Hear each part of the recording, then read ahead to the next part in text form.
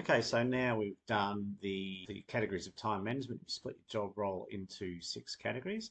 Now what we're going to look at is the focus sheet. So it goes from the categories and we go, okay, so each week, what do we need to focus on? The other important thing with the focus sheet is it's split into business, physical health, mental health, and personal relationships. And down here, some golden rules, which just reset your mind.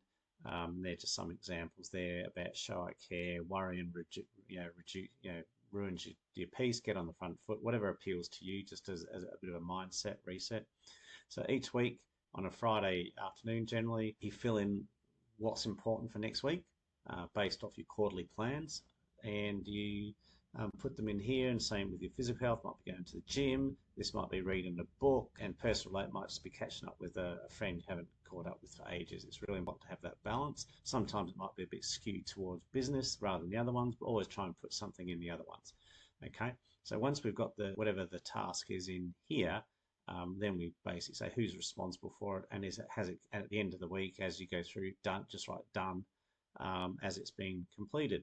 Once it's in the focus sheet based on your categories, then what we want to take it is from there, and we want to put it into your Google Calendar or your Outlook calendar.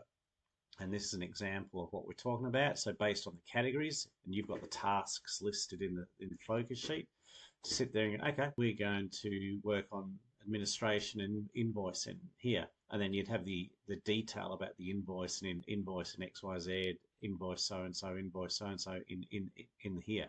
So your calendar should look something like this based on the categories and the tasks.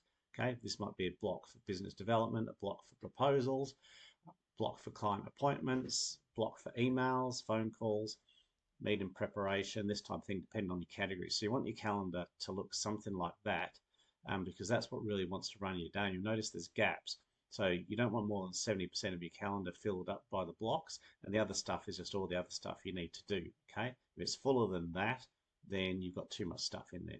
Okay, so again, we go from the quarterly priorities down to the weekly focus sheets, and then from the focus sheets to the calendar.